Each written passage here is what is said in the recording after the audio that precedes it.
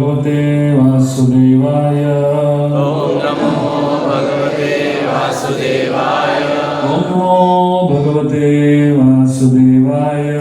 Om Namo Bhagavate Vasudevaya. Om Namo Bhagavate Vasudevaya. Om Namo Bhagavate Vasudevaya. Om Gyantimirandasya Gyananjana Shalakaya Chakshuram Militam Yena Tasmai Shri Gurave Namaha.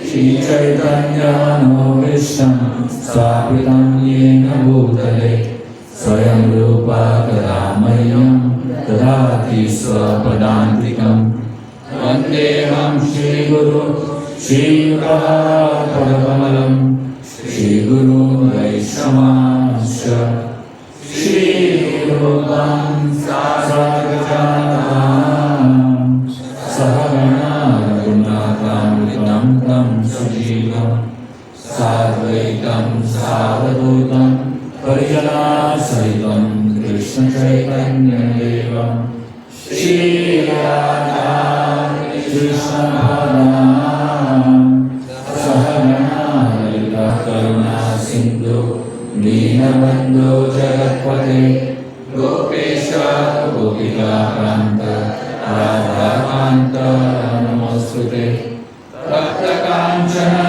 Gaurangi Radhe Vrindavaneshwari Vrishabhanu Sute Devi Pranamami Hari Priye Vancha Kalpatarubhyascha Kripa Sindhubhyeva cha Patitanam Pavanebhyo Vaishnavebhyo Namo Namaha. Jai Shri Krishna Chaitanya Prabhu Nityananda Shri Advaita Gadadhara Srivasadi Gaura Bhaktavrinda. Hare Krishna Krishna Krishna Hare Hare Hare Rama Rama Rama Hare Hare.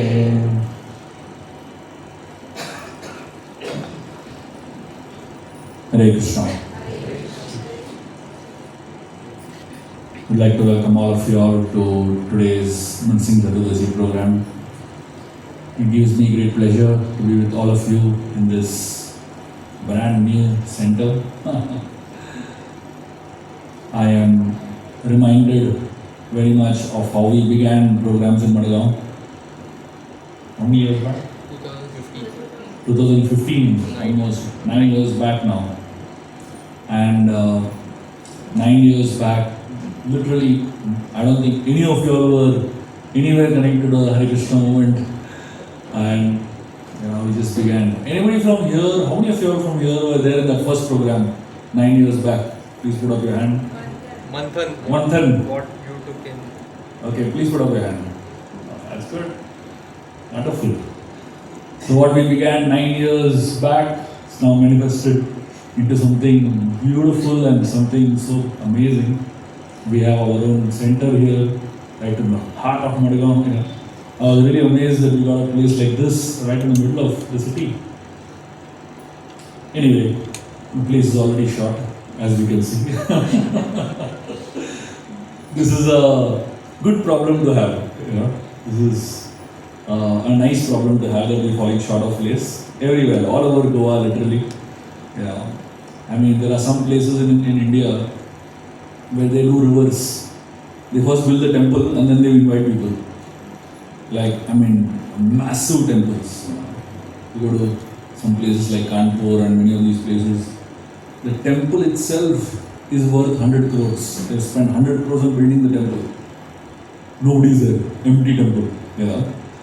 So I think we have a positive problem. We have so many people.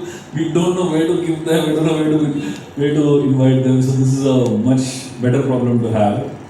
And I'm sure with all of your help and with all of your enthusiasm, Krishna will provide so many other facilities for us. We just have to keep preaching, we just have to keep trying our best to serve.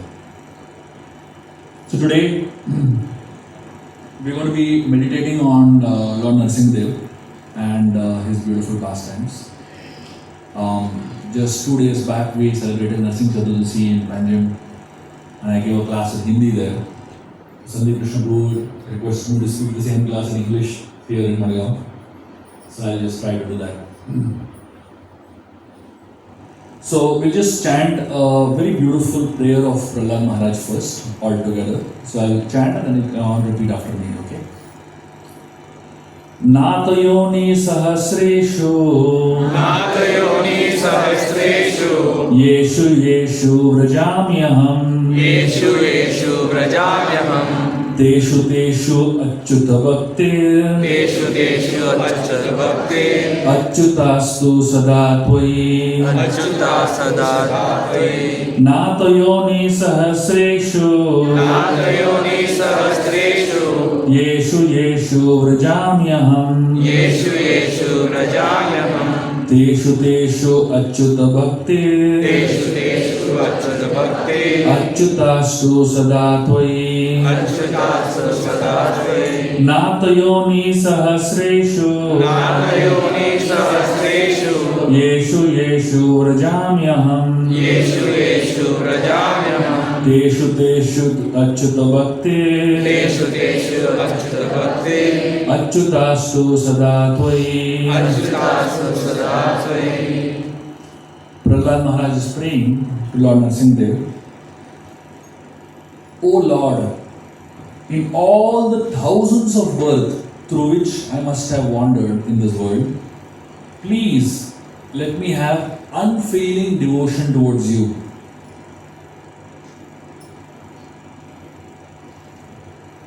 Great devotees like Prahlad Maharaj, their character and their personalities give direction to humanity, what it means to be a great devotee. Yesterday morning I was talking to someone who, a very big scientist, and one paper of hers got rejected, and it created such a massive disturbance, in the heart.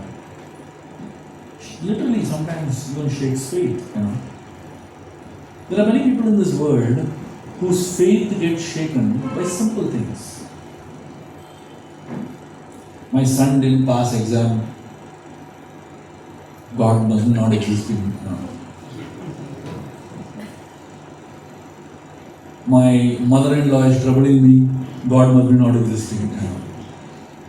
My promotion didn't happen. God must be not existing. For us to lose faith, it doesn't take much. It really takes one little small issue and that's all. We are ready to lose faith. But look at Prahlad, a 5-year-old boy. And in the midst of the most trying circumstances, his faith didn't even decrease a little bit. Now you might say, he is Prahlad. That way you can say about anybody. Whatever example I will give, you will say, he is that person. Come on. All of them were ordinary people who strived, who struggled, and who did not give up. And that's what made them special, isn't it? What makes all of us feel that our name will not reach the pages of Srimad Bhagavatam? Simply the fact that we have a weak mind. That's all. The only reason our names are not on the pages of Srimad Bhagavatam is because we give up so easily. We give in so easily. And we forget so easily. Why do we study stories of personalities like Prahlad Maharaj? Simply to remind us that if Prahlad, a 5-year-old child, can do it, you and me can definitely do it. And Prahlad was the only devotee in the entire country. Imagine, in the entire country, the only one devotee is Prahlad. In this city itself, we have so many devotees. And many of you are so fortunate, in your family itself, there are 2-3 devotees. So if in our circumstances we are not able to practice Krishna consciousness, what if you are put in such a circumstance? Where is the question we'll practice? If you go to some places, like say for example, if you go to China, there are some devotees there who are practicing Krishna consciousness. You have no idea with what struggle they practice Krishna consciousness. You have absolutely no idea. If they get to know, the government gets to know that they are practicing Krishna consciousness, they will literally lose their lives. That is the kind of extent. They will disappear. That is the risk they are taking to practice Krishna consciousness. What risk are you taking, tell me? Are you taking any risk to practice Krishna consciousness? If you go to places like Qatar, or Bahrain, all these really intense places, to practice Krishna consciousness is literally risking their lives. Some devotees who got caught, and overnight they lost their jobs, they lost their visa status, they lost their house, they lost everything that they had, overnight deported out of the country. Now, are you risking anything to practice Krishna consciousness? Nothing. And yet, we are not able to practice. And they, in spite of all that, they are still practicing. That's the most amazing thing, isn't it? You go to places like Russia and Ukraine, absolutely no way somebody can practice spiritual life. And yet they are practicing. One agarbatti they use for 1 week to offer to the Lord. Why? They don't have money and they don't have access to these things. We use 10 agarbattis in one go, isn't it? Do we even count how many agarbattis we are offering? We have plenty, isn't it?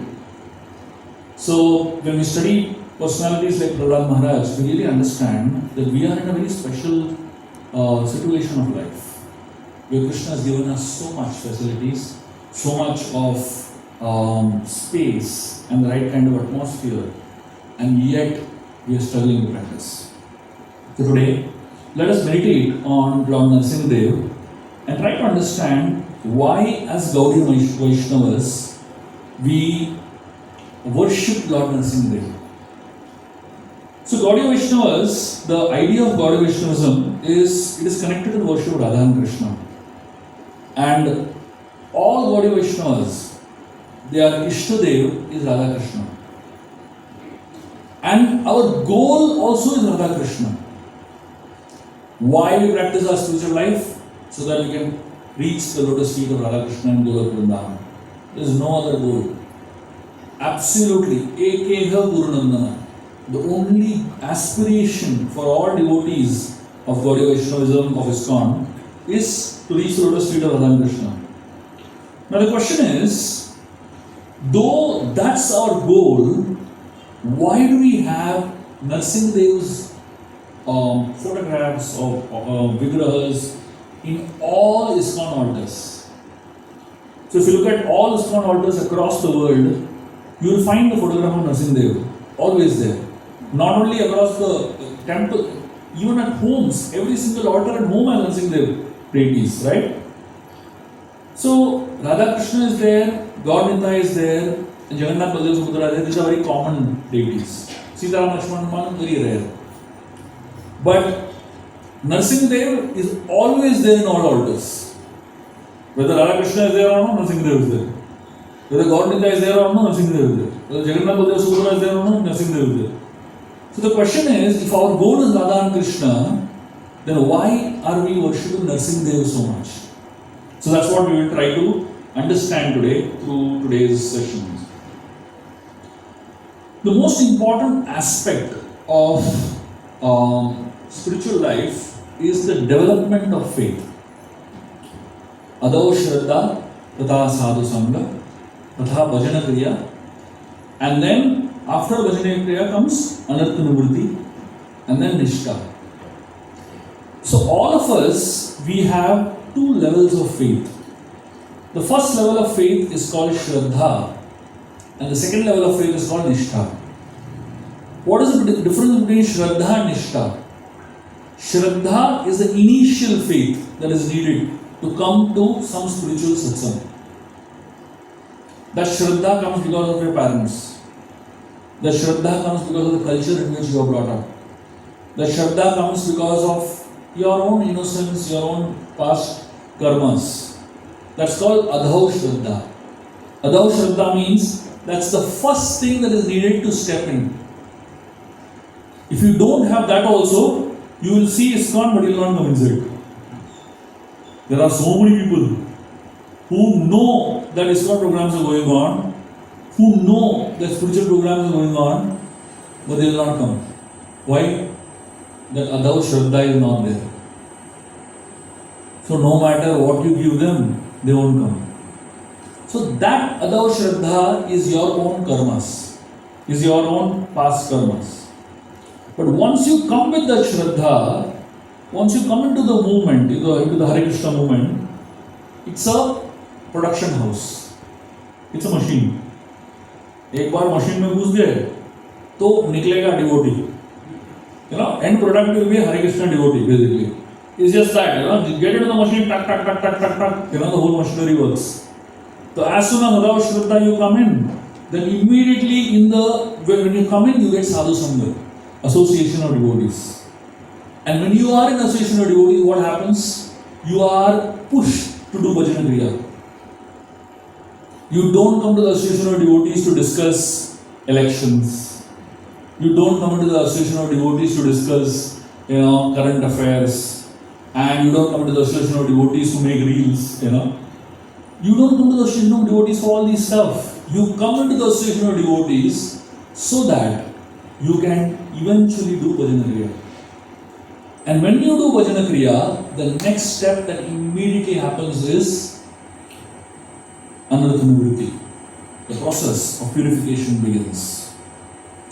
And this is where Narsimhadev comes in. So, Narsimhadev is the deity for overcoming anarthas. Whatever anarthas you have, Narsimhadev is that personality who is going to help you with it. So, we want to reach Radha and Krishna, but you cannot reach Radha and Krishna with all the anarthas that you have at present. So you need someone who can help you deal with all your shortcomings. And therefore, the idea is when you come to the shelter of Lord Narsimhadev, he helps you tear open your anarthas. He helps you tear open your anarthas. There was one guy who went to a hospital to get a surgery done. And he went to a devotee hospital, Bhaktivinoda hospital. And in the operation theatre, there was a huge photograph of Narsimhadev tearing somebody's, Hiranyakashipu's belly, This fellow was not a devotee at all. And he saw Narsimhadev, he got scared. He said, operation theatre? And what is going on over here? This doctor said it's first surgery. First surgery that ever happened, And he asked him, was it a successful surgery? He said, yes. Patient died but liberated. So this guy, you can imagine his, enthusiasm for undergoing the surgery now in that hospital. So the point is that when you come to the association of Narsimhadev, he is in a very intense mode. You will not find Narsimhadev in a smiling mode. Very, very, very rarely you will find Narsimhadev smiling. He is super intense, because anartha nivritti is an intense process. Anartha nivritti is not an easy process. It is not a simple process. It's a very intense process. We're dealing with things which are so subtle in your heart. Dealing with the gross anarthas is easy. Giving up the gross things is easy. Like for example, when you come into the path of Krishna consciousness, you are told that don't do this and you have to do this. The don'ts, no meat eating, no illicit sex, no gambling. These are the easier things to give up, basically. But the subtle things are the complicated ones. Lust, anger, envy, pride, illusion. These are very subtle anarthas that are there in our heart that don't allow us to reach Radha and Krishna. So Narsimhadev is the deity of anartha nivritti.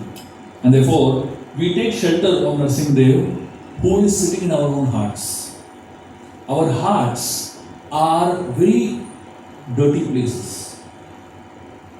Many years back, I remember when I had just joined Radha Temple, one of the services that I had to do every week was cleaning syntax tank of the temple. I can still remember, they used to put us inside the syntax tank. All the water would be emptied. They'll put us inside the syntax tank and they will take out the ladder.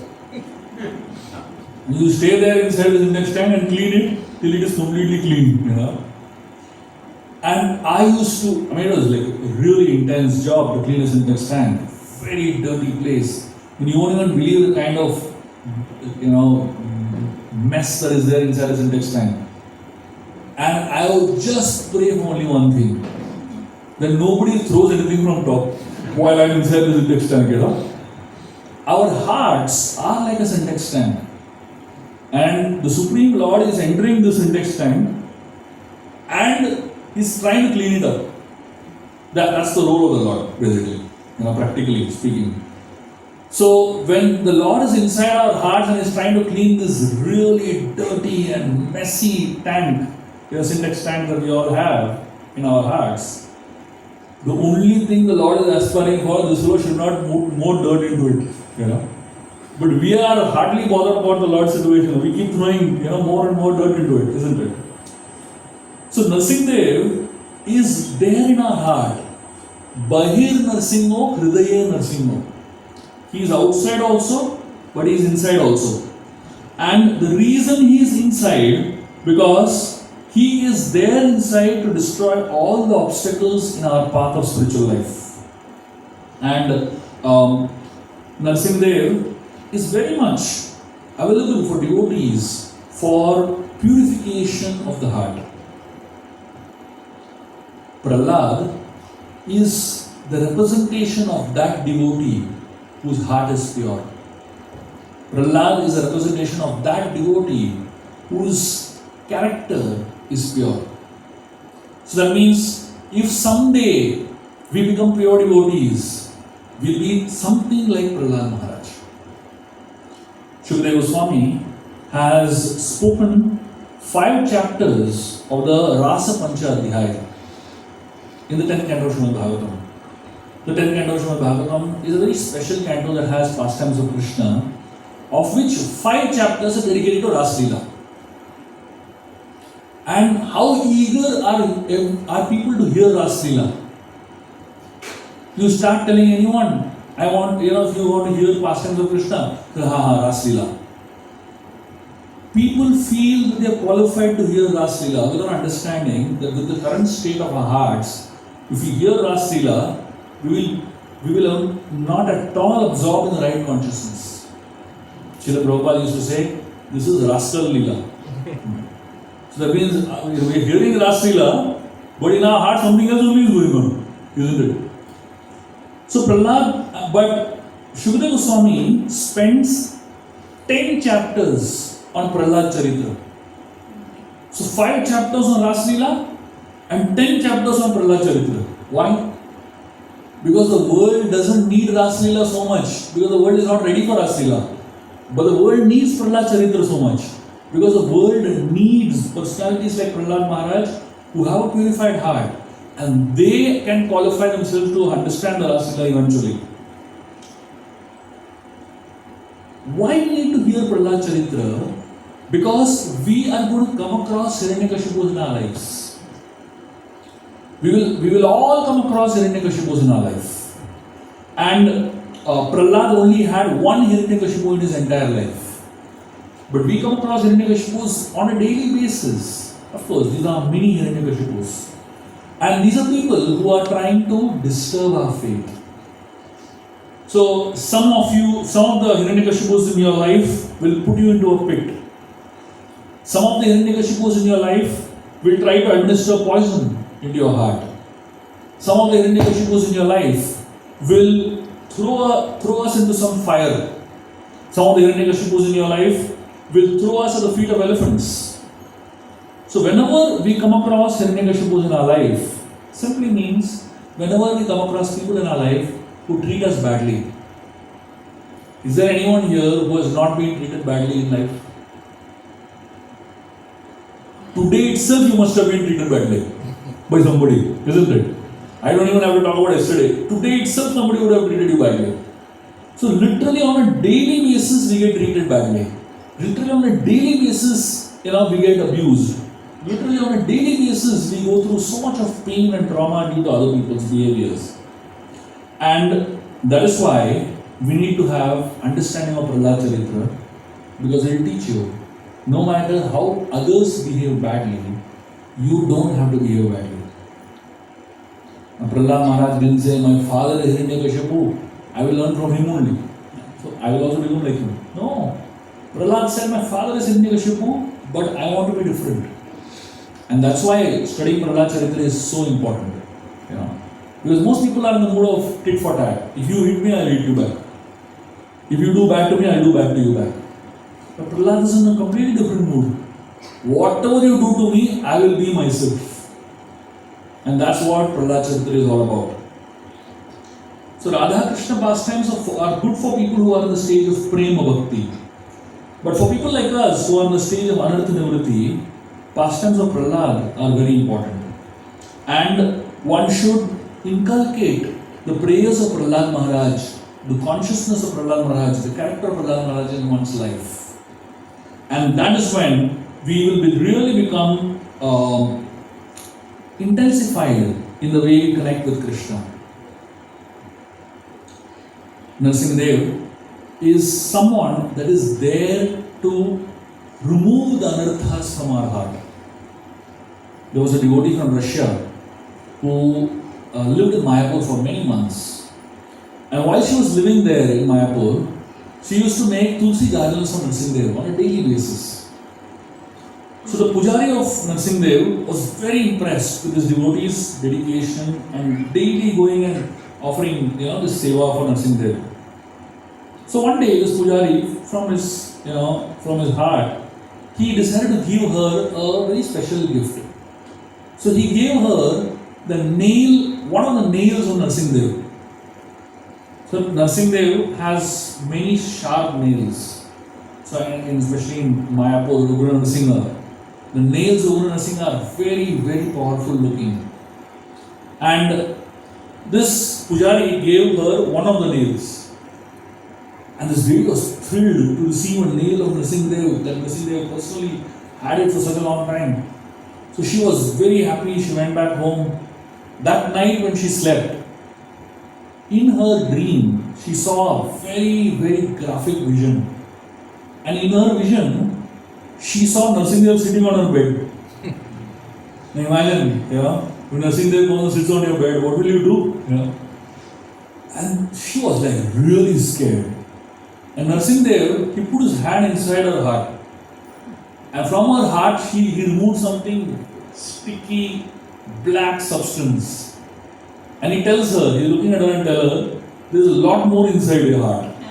What should I do with it? He's asking her. And her dream broke. The next day morning, this lady, she ran to Narsimhadev's altar. And she told him, my dear Narsimhadev, remove all the black substance and throw it very far away. Narsimhadev is actually doing that part of Anartha Nivritti for all our lives. And the way he does it is just amazing. So the first role of Narsimhadev in our life is to do Anartha Nivritti, cleansing of our heart. And he does cleansing in so many amazing ways. The second role of Narsimhadev in our lives is to help us attain Radha and Krishna. There was one devotee who asked Pankajangari Prabhu. Pankajangari Prabhu is a devotee who has lived in Mayapur for literally his whole life. And he used to worship Narsimhadev. For more than almost 40 years, he's been worshipping Narsimhadev very, very sincerely. So one devotee asked him, why do you worship Narsimhadev? He said, and instead of worshipping Narsimhadev, why don't you worship Radha Krishna directly? So Pankajangari Prabhu said, the path to worship Radha and Krishna is filled with a lot of obstacles. So to swim in the prema of Radha and Krishna, there are so many hurdles. So So Narsingadev is the one who can help us remove all those obstacles. So if we want to attain prema for Radha and Krishna, Radha and Krishna are absorbed in their own worlds. They are having such amazing sweet pastimes and they are so absorbed in their pastimes. So while Radha and Krishna are having a swing pastime and enjoying themselves in the groves of Vrindavan, if you go and tell them, I am so frustrated changing the diaper of my baby. It's like a total rasabas, isn't it? I mean, they are absorbed in their own world. They are enjoying themselves in the spiritual world. And you go and tell them some mundane problem that you have. Yeah? You go and complain about your boss, you go and complain about your children, you go and complain about your wife and husband. That's not what Radha and Krishna are meant for doing. It's like they will be thinking of what nonsense. Let me just say, imagine, they're just absorbed in such high level of rasa, and somebody is coming and talking about stupid things in the material world, So therefore, Radha and Krishna have opened a department called Narsingadev. For all your mundane problems in this world, go to Narsingadev. He will sort it out for you. He will sort it out for you. Don't come and trouble us at all. So Narsingadev is that personality who has sharp nails. And with those sharp nails, he will destroy any obstacle that comes in your path of worshipping Radha and Krishna, however mundane it might be. And therefore, the followers of Lord Chaitanya Mahaprabhu's Sankirtan movement, they worship Narsingadev with a desire to attain Radha and Krishna, not for any separated purpose. Bhaktivinoda Thakur, he worshipped Lord Narsingadev, and Srila Prabhupada gave us Narsing mantra, and he specifically instituted chanting of Narsing Arati after Kirtan. So the idea is that whenever we want to attain Radha Krishna, Narsingadev comes as a personality who helps us in that path and removes all the obstacles with the help of his sharp nails. There was a lady who was from Taiwan. She became a very wonderful devotee. He got initiated. Her name was Yashoda Devi. And but her father never ever took up the path of Krishna consciousness. He remained in Taiwan. They never really understood Krishna consciousness. So this lady wanted to make her father a devotee, but she never had the opportunity. So this man was on his deathbed. He was 85-year-old, last stages of his life. So she decided to go and spend the last few days of her father's life. She said, let me go and do something for my father. And this man, he was in a state of coma, completely bedridden, not able to move, nothing. And he was lying like that. So this lady said, let me now at least chant the Hare Krishna Mahamantra. So she began to chant the Hare Krishna Mahamantra, singing the Hare Krishna Mahamantra for him.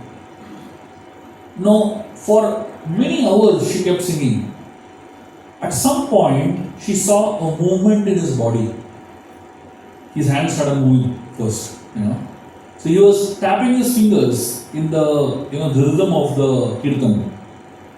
So she understood that he is at least conscious and he is reciprocating. So she kept chanting kirtan. At some point, this man got up from his coma. And he started saying, see, he is standing there. So she was wondering, there was nobody there. Just the two of them were there. So he is saying, there is a half man, half lion standing here. This old man never ever practiced Krishna consciousness. In the last phase of his life, he seeing Narsingadev straight in front of him. And this lady was shocked. Imagine. She was saying, what? He is saying, yeah, he's looking at me.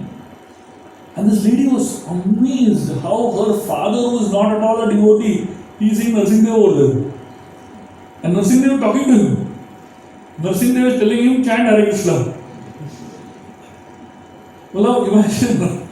And this guy, like the last day of his life, direct instruction of Narsingadev, chant Hare Krishna. And this guy, literally, the last thing he did in his life was chanted Hare Krishna. And then that night he died. There was a blissful smile on his face. Imagine what a death. For most of us, having this vision of Narsingh Dev, that's like the perfection of your life, isn't it? And Narsingh Dev is preaching to a fellow who is not even a devotee. And he is helping that person attain Radha and Krishna. That's the role of Narsingh Dev in our lives. So he is there to help us connect with the Lord and make our connection with the Lord solidified. The third thing is, whenever you connect with Narsingh Dev, the connection with Narsingh Dev is at the realm of pure bhakti. Prahlad is the epitome of this concept which is known as Anya Abhilashita Shunyam. The word Abhilasha means aspirations, desires, Abhilasha. Anya Abhilashita Shunyam means no other desire. Shunya means zero, right? No other desire other than pure devotional service. That's what Anya Abhilashita Shunyam means. So Prahlad is the emblem of that. He's the emblem of pure devotional service. And in the same family, Hiranyakashipu is the emblem of material life. His name, Hiranyakashipu, means the one who has, Hiranya means gold, and Kashipu means soft bed. So somebody who loves gold and somebody who loves soft bed is Hiranyakashipu. And his brother, his name is Hiranyaksha, somebody who has golden eyes. What is the meaning of golden eyes? That means he is looking for gold all the time. That's what golden eyes means basically. So look at the names of these guys. Golden eyes and golden bed. What does it mean? Hiranyakashipu represents that person who is absorbed in pursuit of money and comforts. These are two things that everybody in this world wants, isn't it? Money and comfort. You take someone on yatra, even in yatra they are asking for comfort. A yatra is supposed to be a place where you are uncomfortable, where your body is supposed to be uncomfortable. But even there, we want soft bed, basically. This is the problem with all of us. We are too used to comforts, basically. So Prahlad, the word Prahlad means the one who is filled with Lad, the Ladani Shakti of the Lord, the pleasure potency of the Lord. And that's the meaning of Prahlad. So that means we are looking at two ends of a spectrum. Hiranyakashipu and Prahlad. Krishna in the Gita, he speaks this very wonderful verse where he says, Yanisha sarva bhutanam tasyam jagati samyami. Krishna is telling that there are two types of people in this world. The first type of people are people who sleep late and get up late. And the second type of people are people who sleep early and get up early. There are only two types of people in this world. I'm sure all of you understand what I'm saying, right? Half of you all here, I'm sure, are sleeping late only. And naturally you get up late only. And then there are some people who sleep early. So imagine in this family of Hiranyakashipu, Prahlad Maharaj sleeps at 9 o'clock, Hiranyakashipu sleeps at 1 o'clock. When Prahlad gets up, Hiranyakashipu goes to sleep. And when Hiranyakashipu gets up, Prahlad goes to sleep, basically. Yeah. So this is the world of Prahlad and Hiranyakashipu. We all have to decide which world we belong to. Do we belong to the world of early morning or do we belong to the world of late nights? When we become devotees, it's a very confusing question because we love both the worlds. We love late night also. We love early morning also. That's even more confusing. At least Prahlad was very clear, he wants early morning. And Hiranyakashipu was very, very clear, he wants late night. But the problem with all of us is that we are neither Prahlad nor Hiranyakashipu. We are stuck in between. And that's the worst state to be in. Either you be a full Hiranyakashipu or you be a full Prahlad. Don't hang around in between for too long. If you hang around in between for too long, it is very dangerous. Because neither you will be materially happy, nor you will be spiritually happy. So you decide which one you want to be. One day, someday, decide for sure. And once you decide that, nothing doing, no looking back. So Hiranyakashipu represents material life and Prahlad represents spiritual life. And this dichotomy between the two is what the whole story is all about. Nrsimhadev came because Prahlad faced struggle in his spiritual practice. So Nrsimhadev, when he saw Prahlad Maharaj, he was very happy. And he was so happy that Nrsimhadev put Prahlad on his lap and began to lick him. So when the Supreme Lord sees that someone is practicing spiritual life very sincerely, the Lord develops loving feelings towards Prahlad, towards that person. And therefore, bhakti, which is known as Anya Vilashta Shunyam, is directly experienced by that person who connects with Nrsimhadev. So Nrsimhadev may seem to be a very dangerous person, but for Prahlad he was not a dangerous person. He was a very loving father, right? So for anyone who connects with the Lord with love, he experiences love. And this is the beginning of rasa. Nrsimhadev had Prahlad on his lap, and like a father, he was so loving to him, and he was experiencing, Nrsimhadev was experiencing what is known as Vatsalya Ras.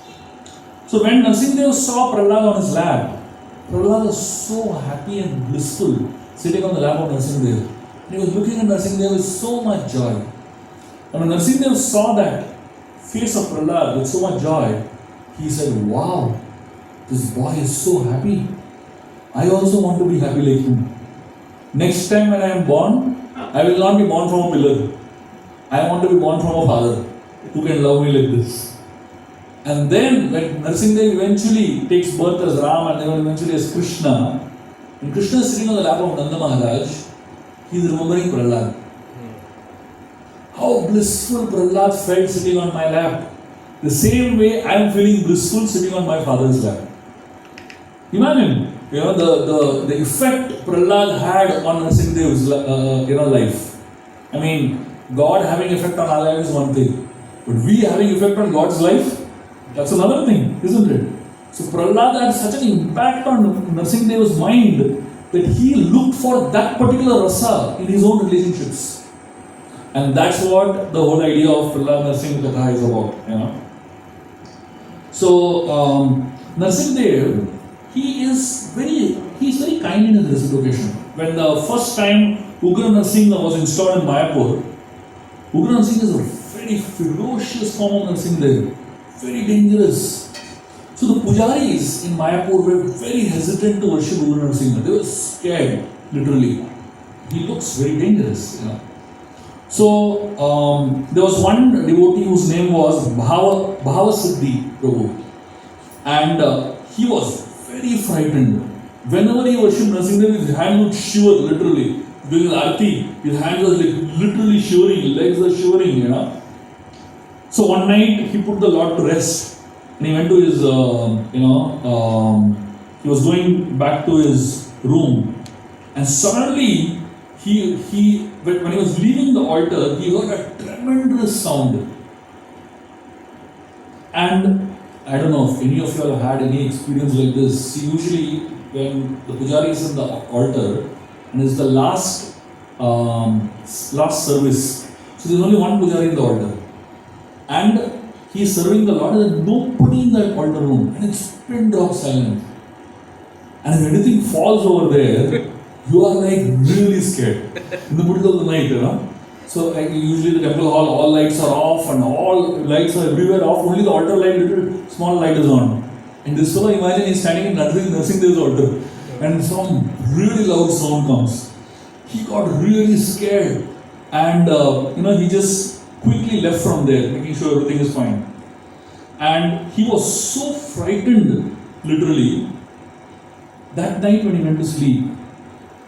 In the middle of the night, he was shaken on his bed, and he thought maybe there is another pujari who is waking up or something like that. And this man, he suddenly opened his eyes, and he saw nursing them, sitting on his bed and shaking him up like this, And this Pujari was so scared. He was on the point of panic, literally. And when he tried to get up, Narsinghdev put both his hands on his shoulders, pushed him down, and he told him, "Don't be scared of me. Be peaceful, be calm." And he said, "I've just come to tell you that you should worship me without fear." That much he told Narsinghdev. Narsinghdev told him. And then the Lord disappeared.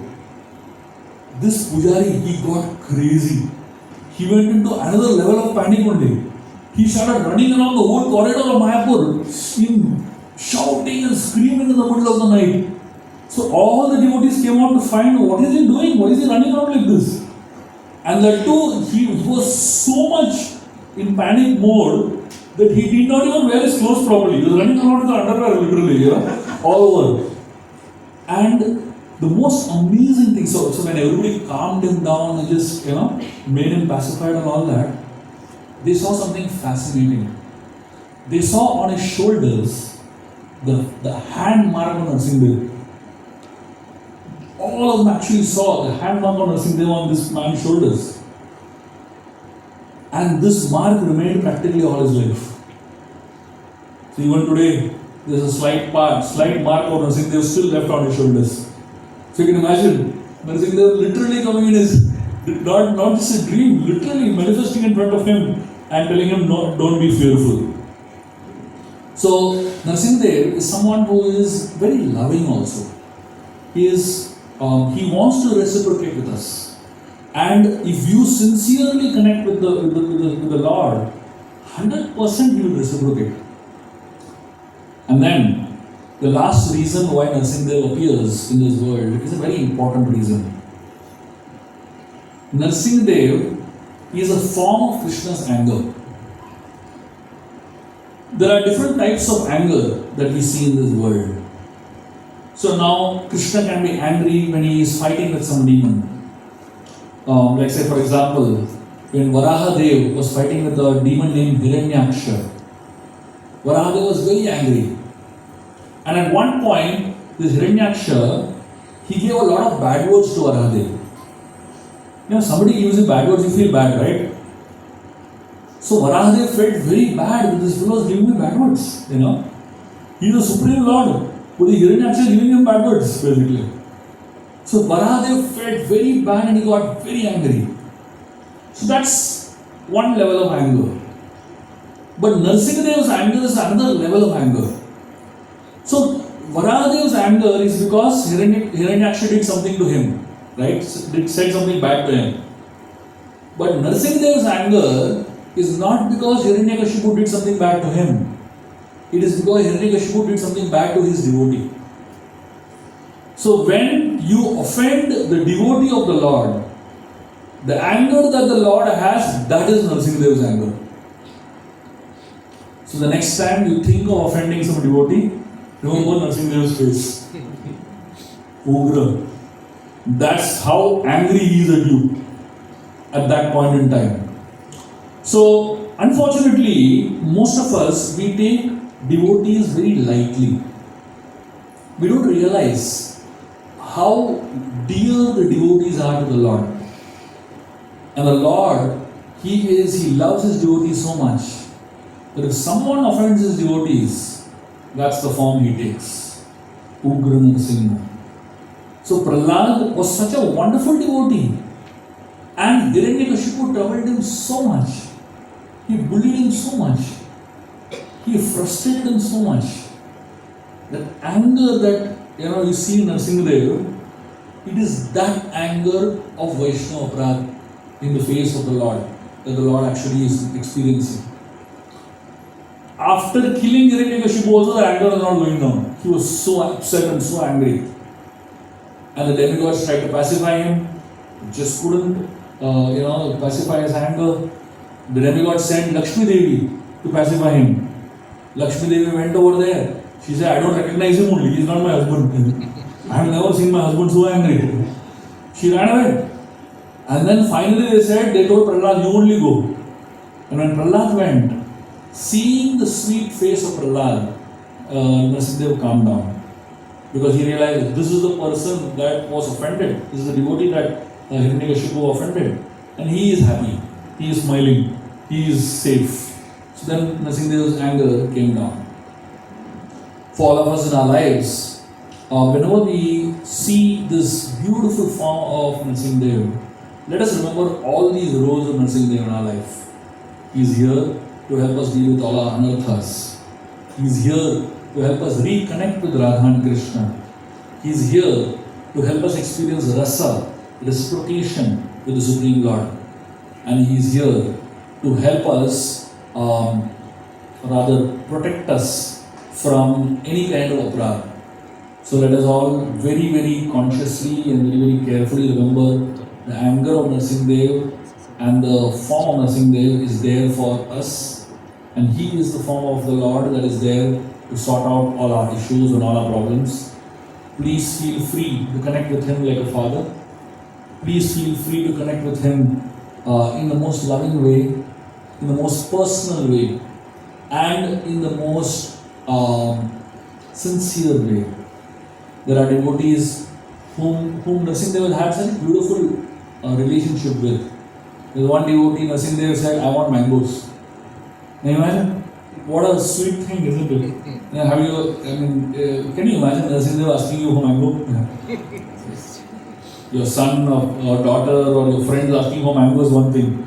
Nrsimhadev saying, I want mango, get for me. That's something else, isn't it? The Lord has his very unique ways of reciprocating. So let us all, on this most auspicious day of Nrsimhadev, this week is a very auspicious week. Let us all take shelter of Nrsimhadev and develop our own connection with Nrsimhadev.